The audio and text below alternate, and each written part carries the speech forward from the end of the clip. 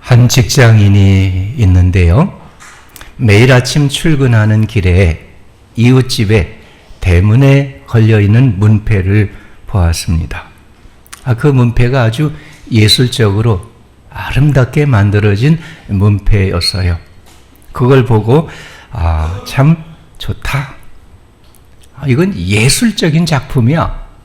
감탄을 했어요. 매일매일 그거를 볼 때마다 마음에 감동이 됐어요. 이렇게 여러 날 지나는데요. 어느 날 마음에 이상한 생각이 들었습니다. 이 이웃집은 대문에 이렇게 아름다운 문패를 가지고 있는데 너는 그런 거 없지? 너도 그런 아름다운 문패가 있으면 좋을 텐데? 이런 생각이었어요. 그 생각을 하니까 그 다음 날부터는 그 집 앞을 지나가는 게 마음이 불편한 거예요. 나는 저런 아름다운 예술적인 문패, 이거 비싸서 가지기 어렵겠지. 내가 그거 가지자고 하면 내 아내가 분명히 반대하겠지. 이런 생각을 하니까 은근히 속에서 화가 치밀어 올랐어요. 이런 참 불편한 마음으로 또 며칠을 지났는데요. 어느 날 그 집을 지날 때 또 다른 생각이 자기 마음에 생겼어요. 너는 내 것이 아니면 즐길 수가 없느냐? 여러 사람이 같이 보고 좋아하면 되지 않아? 내가 가질 수 없다고 낙심하지 말고 그냥 감상할 수는 없어? 감동은 소유에서 오는 게 아니야. 이런 생각이 마음에 들었어요. 그래서 그가 그렇게 하기로 다짐했습니다. 다음 날부터는 그 이웃집 문패 앞을 지날 때면 그래, 감동은 소유에서 오는 게 아니야. 다짐하고 지나갔습니다. 시카고 대학 연구소에서 세상에서 가장 행복한 직업 10가지와 가장 불행한 직업 10가지 비교를 해서 조사를 했습니다. 그런데요, 결과가 아주 놀랍게 나왔어요. 가장 불행하다고 여기는 직업의 그 연봉이 가장 행복하다고 여기는 직업보다 더 높은 거예요. 그리고 거기서 일하는 사람들의 지위가 가장 행복하다고 여기는 직업에 일하는 사람들보다 오히려 더 높은 거예요. 이게 어떻게 된 일일까? 더 자세히 연구를 했어요. 그 결과는 이거예요. 행복한 직업에 일하는 사람들은 연봉이나 지위는 낮아도 그 일하는 데 있어서 보람을 느끼고 일한다 하는 거예요.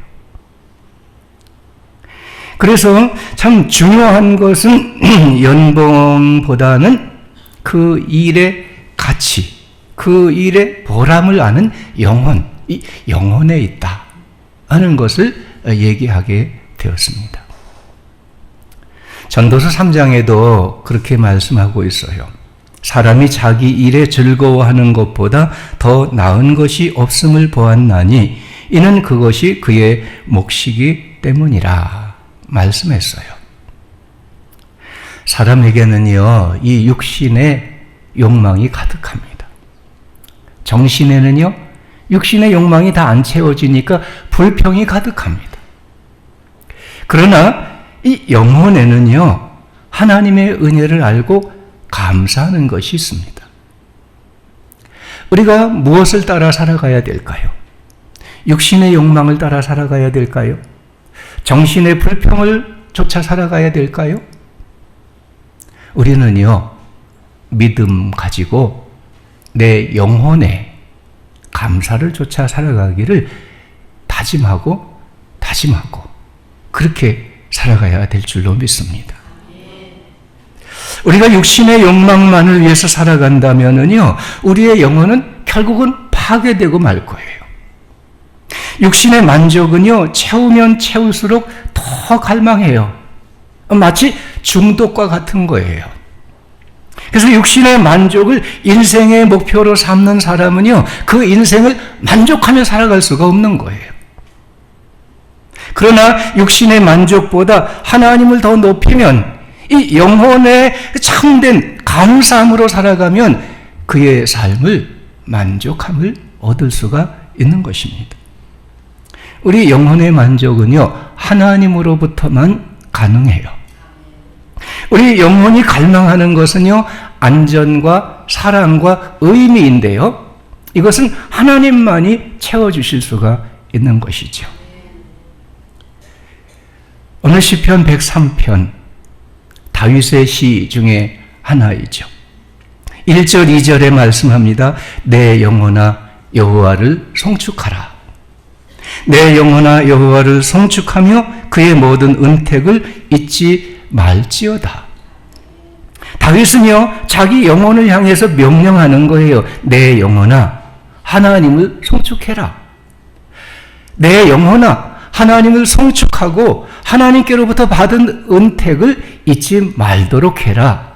이렇게 자기 자신을 향해서 믿음으로 명령하고 또 자기 자신을 향해서 그렇게 하나님을 송축하며 살기를 결단하고 기도와 찬송을 드리고 있는 것이죠. 이 은택을 잊지 말라 했는데요. 은택. 처음에 제가 그냥 읽을 때는요, 은혜로 택하심을 감사하고 잊지 말라, 이런 말씀이라고 생각을 했는데요. 이 말씀 준비하면서 자세히 연구하고 주석을 찾아보고 이렇게 하니까 그게 아니었어요. 이 은택이라는 말은 히브리 말로 케물라이우라는 말인데요.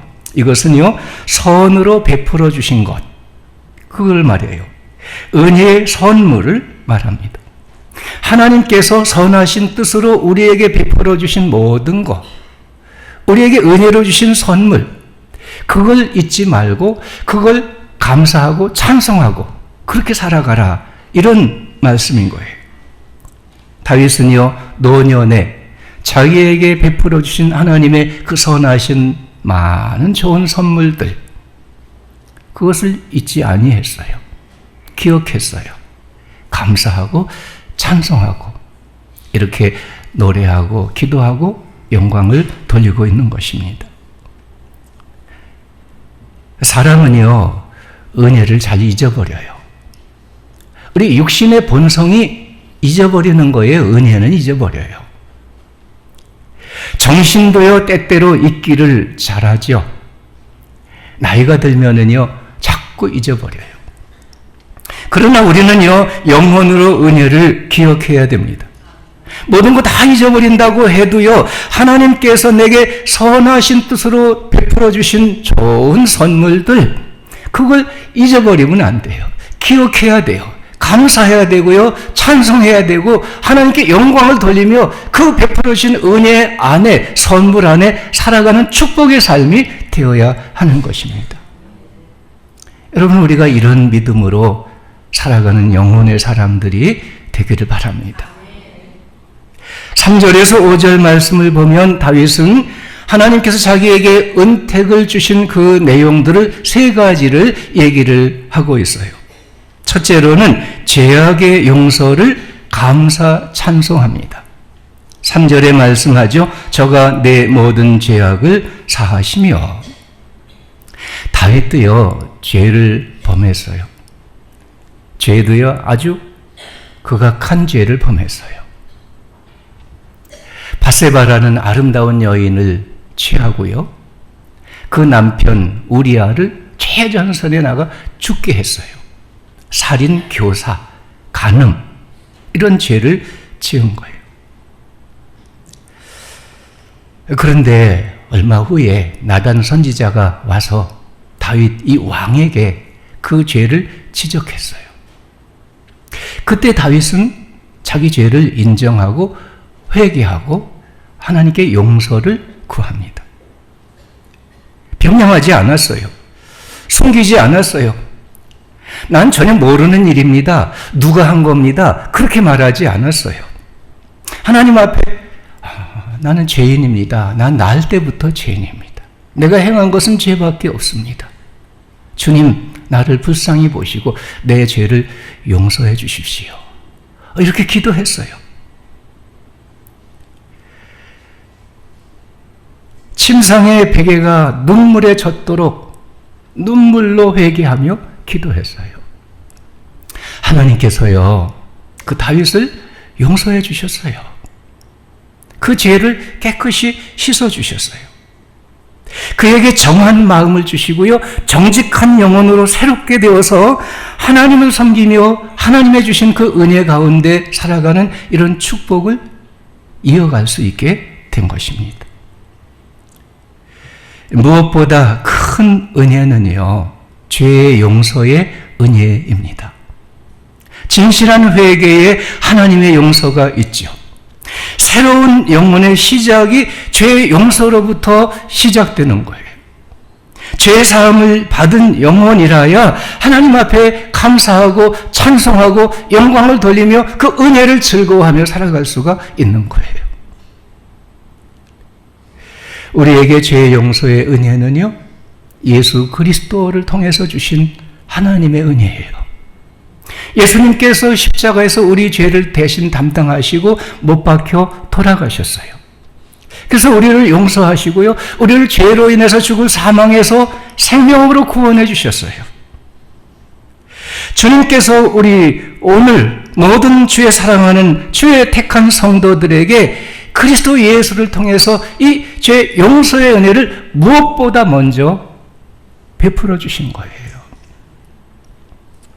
오늘 우리는 영혼으로 우리의 죄를 살펴 회개하고 용서를 구하고 하나님의 씻어 정결케 하시는 은혜를 힘입는 믿음의 사람들이 되어야겠습니다. 그 십자가의 용서의 은혜를 감사하고 정한 마음, 정직한 영혼, 우리가 새롭게 된 영혼으로 하나님을 섬기는 성도도 살아가는 우리들이 되어야 하겠습니다. 두 번째로는요, 병의 치료를 감사 찬송합니다. 3절에 이어지는 말씀에요, 내 모든 병을 고치시며. 다윗의 생애는요, 성경을 자세히 읽어봐도 병이 들었다, 아파서 고생했다, 큰 병으로 죽을 뻔했다, 그런 내용이 한 번도 안 나와요. 다윗은요, 어려서부터 용사였어요. 건강했어요. 평생 동안 큰 병 없이 살았지요. 그렇게 보이는 거예요.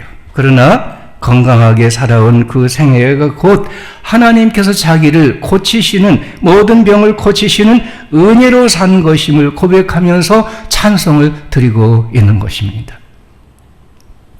우리는 육체 가운데 살아요. 육체가 무너지면은요, 영혼이 집을 잃어버리는 거예요. 그러므로 몸의 건강을 소홀히 하면 안 되겠죠? 세상에 자기 몸을, 건강을 소홀히 여기는 사람은 아무도 없어요. 조금이라도 어디 아프면, 무슨 병이 있으면 야단하잖아요. 온갖 노력을 다하죠. 그래서 우리가 병 중에 고침을 받고 낫게 되는 것, 그 하나님의 은혜이고요. 또한 우리가 병 들었다가 낫지 않아도 건강한 몸으로 살아가는 그것도 하나님께서 우리에게 베푸신 선하신 은혜인 거예요. 그걸 우리가 알고 감사하고 찬송함으로 살아가야 되는 겁니다. 사람들은요, 대개 죽을 병이 들었다가 다시 살아나야 하나님께서 내게 은혜 주셨다, 그렇게 생각을 하지요.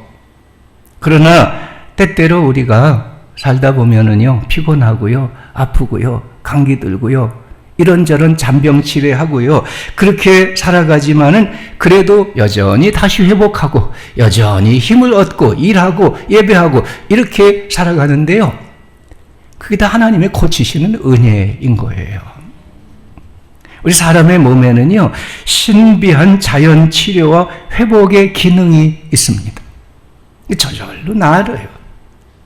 푹 쉬면 나아요. 하나님의 고치시는 은혜예요. 의사 선생님이 수술을 해도요, 수술한 다음에 이렇게 꼬매 놓으면 그 살이 붙어요. 뼈가 붙어요. 다 나아요. 살아나요. 그거는요, 하나님께서 사람의 몸에 내장시켜 주신 하나님의 치료의 능력이에요. 하나님께서 모든 병을 고치시는 거예요.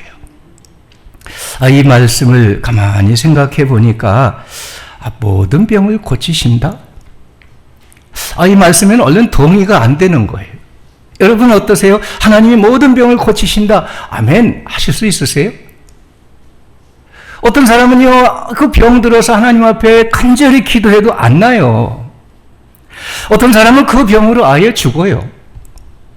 어떻게 된 거예요? 모든 병을 고치신다니? 이 말씀을 깊이 묵상하는 중에 저는 이렇게 깨달았어요. 하나님께서는 모든 병을 고치실 수 있다.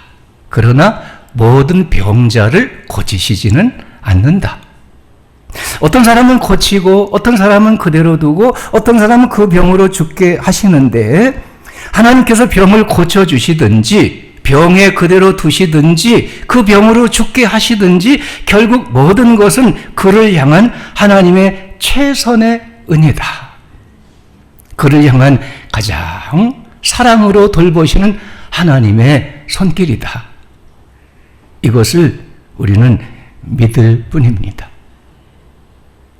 여러분, 어지러운 세상에, 위험과 사고와 질병이 많은 세상에, 이런 세상에 우리가 일생을 살아간다는 거, 몇십 년을 산다는 거, 하나님의 은혜예요. 감사할 일이고요, 찬송할 일이에요. 오늘도 우리가 이렇게 건강한 몸으로 함께 모여서 예배하잖아요.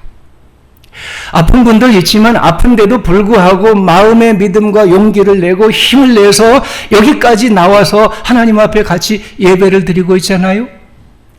이게 하나님께서 우리의 병을 고치시고 우리의 마음의 믿음을 힘 주시고, 그래서 하나님과 함께 찬송하고 감사하고 예배할 수가 있는 거예요.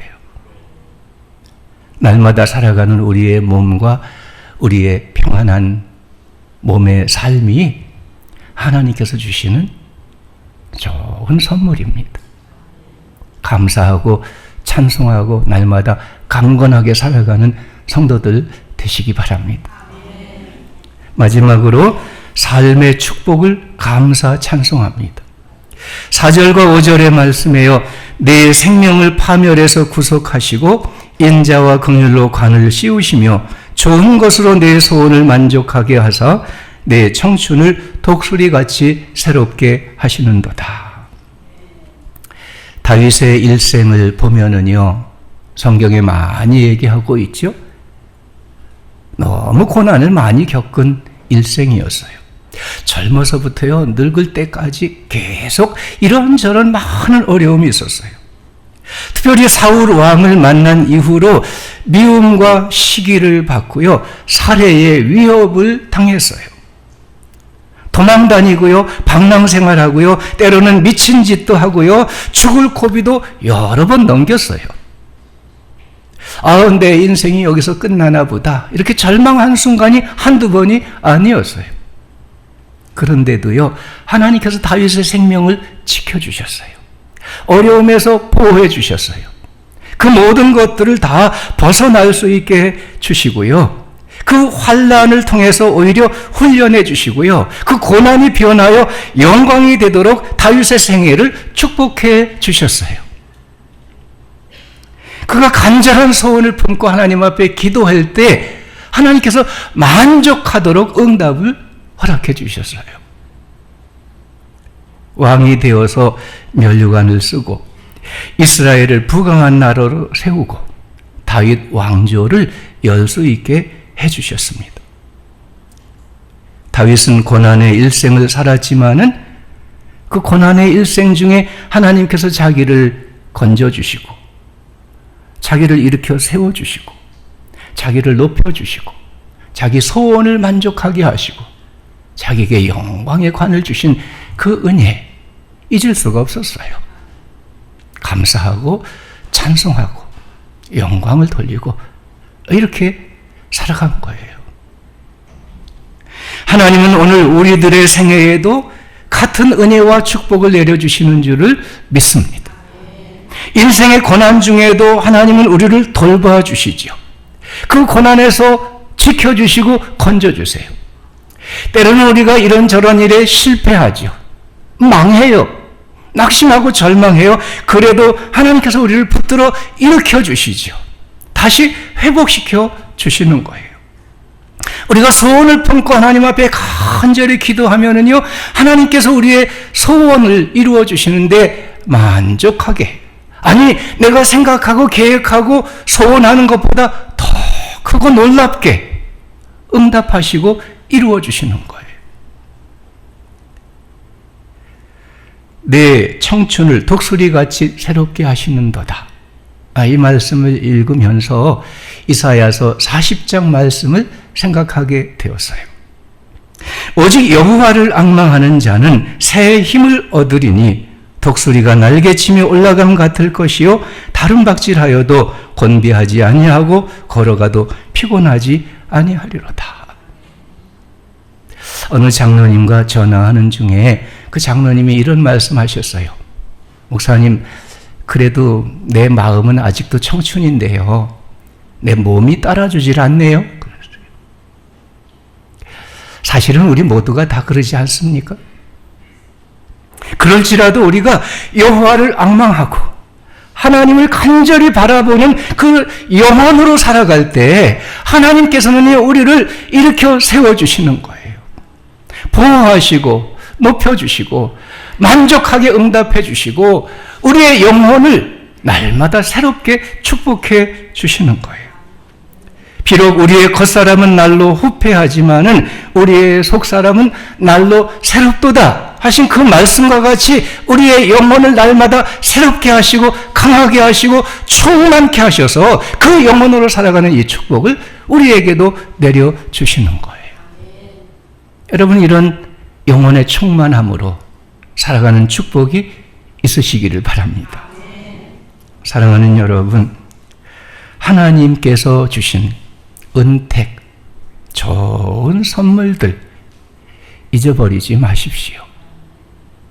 죄의 용서, 몸의 건강, 삶의 축복을 주신 그 은혜를 기억하고 감사하고 찬송하고 살아가는 영혼의 사람들이 되시기를 바랍니다. 혹시 죄를 아직도 가지고 계신 분이 있으십니까? 죄 사하시는 은혜를 믿고 기도하시기 바랍니다. 여러분 몸에 병을 가지고 있는 분 계십니까? 고치시는 주님의 능력을 믿고 기도하시기 바랍니다. 여러분 혹시 실패한 분들이 있습니까? 낙망하고 절망 가운데 있는 분들 계십니까? 하나님께서 기도를 들어주시고 만족하게 영광으로 일으켜 세워주시는 그 은혜를 믿고 기도하시기 바랍니다. 영혼으로 하나님 앞에 사모함으로 나가는 우리 성도들 되시기 바랍니다. 주께서 만족한 은혜로 채워주실 것입니다. 지난 한 주간에 우리 여러 성도들 모여서 가을 특별 새벽 기도회를 가졌어요.